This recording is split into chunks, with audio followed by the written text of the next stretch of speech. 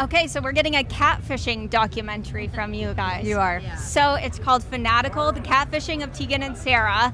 What happened? Yeah. What's going on? Well, I think it would be easiest if you come inside with me and we'll watch the movie. Okay. But if I did have to sum it up under pressure, I would say that for the last 15 years, somebody was pretending to be me. Yeah. And they tricked fans, people I know, into thinking that they were friends with me, in some cases dating me, and able to hack into and access a lot of really personal information. So the film is kind of about that, but the deeper layers, it's about parasocial relationships between artists and their fan bases. Yeah. It's about growing up and learning how to say no. It's about boundaries, but it's also a celebration of what I think was the early time in our career where the internet and those spaces where queer people came together were safe and special as well. So it's a bit of everything. Yeah, so your fans were really impacted by this. It was also in 2011 it started.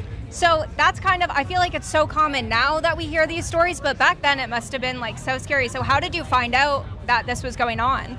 You know, another fan told our managers that something suspicious was happening. So that's originally how we found out. But, you know, you're right. We didn't have the vernacular that we have now. We didn't have the context that we have now, which is why I think that the film is arriving, I think, at an important time in a sort of like social conversation that's happening, you know, in part to people like Chappell Roan, like speaking out very bravely about her early experiences with fame. We understand even on a small micro level, you know, what it is to sort of have your life really invaded and have people, a very small number of people. This is like the majority of our fan base is wonderful.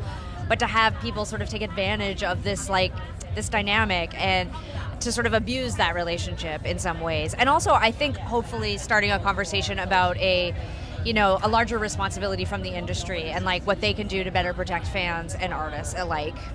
Yeah, I think, like you said, we have more of the language around protecting yourself online and hopefully, you know, raising some red flags if something seems fishy. But if the film does anything, what I hope it will do is the next time someone pretends to be Tegan online and the person, I hope somebody will Google it and go like, is this a scam? Am I like on a TV show? And then they see that we made a movie about it. You know? And how did you get involved? I know you wrote a book called High School, and then we got a series on that. Now we're getting a documentary about catfishing. How did you get involved with the filmmaking aspect of this whole story? So a couple years ago, I wrote a story called Fake Tegan about what happened to me, and I actually thought it would make a good podcast. So I reached out to my friend Jenny Eliscu, who's standing right next to me, who's an amazing journalist and writer, and we know through the music industry. She'd worked on a film called Britney versus Spears with amazing director Aaron Lee Carr. So I wrote Jenny and said, I have this story I want to share with you. I think we should make a podcast together. And she called me and said, yes, 100%. I want to introduce you to Aaron Lee Carr, though. I think she could help us. And then Aaron took a meeting with us and was like, this is not a podcast, you guys. It's a movie. Yeah. And so here we are. So you came into this project still not knowing. You call her Fegan? Fake Tegan? Yeah. You don't know who Fegan is? We know who Fake Tegan is. Going into the filmmaking, did you? We had somebody who we thought was Fake Tegan all along, but we reinvestigated the whole thing for the film. For this, yeah. Because we had suspicions that it might be more than one person, and also, honestly, for a long time, because of the later victims that came forward, like they were tricked through an old email address of mine, we started to worry that there was a second Fegan and it was actually somebody we knew. So we were able to rule that out. Yeah.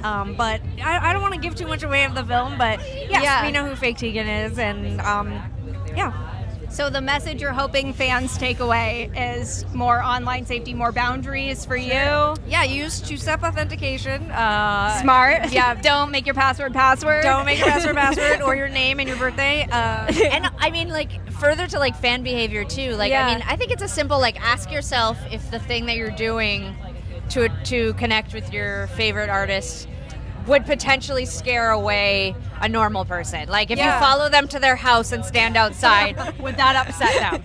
No. I think Sarah's. Come on. I'm like a little bit worried about it. I feel like, do it, guys. I don't Just know. kidding. I'm kidding. I definitely agree with what Sarah's saying, but I would actually say, this just popped in my head and I think it's important to say. Yeah. Every victim that we interviewed admitted at some point that they had an alarm bell. They had an instinct that something wasn't right, and they all ignored it.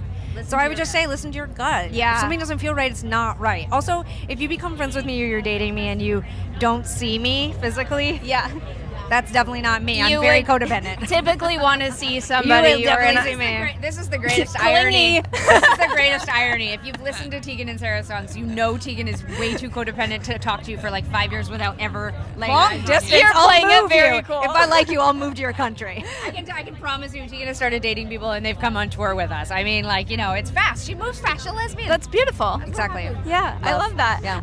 So how has this all impacted you, and are you better now because there's more like We're worse. We're worse now. And me as well, clearly. About the conversation with boundaries and your fans. I know when you started in the industry, that wasn't a thing if you're famous. Congratulations. And you have no boundaries now in personal life. So has that conversation been easier? Yeah, I would say that starting around the time that Fake Tegan happened, it became a lot easier for us to say we need to have boundaries, we need to have appropriate amounts of personal space, and we need to be really careful of how we craft and curate ourselves for the public. Yeah. I still think we're us. I don't think we've changed at all. When you look at footage of us when we were like 17, 18 years old, we talk the same, we act the same. Yeah. I think if you come to a Tegan and Sara show or you come and see our see us on social media or whatever, you are getting a real version of us, but yeah, we keep a lot to ourselves, we definitely believe in privacy, and honestly, I'm happy to take a photo with somebody if I'm walking down the street and they politely ask, but I will absolutely say no to people if I think they're being rude or aggressive or pushy. I think use common sense and also be polite. I think a lot of artists are starting to change, like we're starting to not feel like, I don't know, being a fan and being entitled to something is very different. So yeah, but I'd say we're still us. We're Canadian.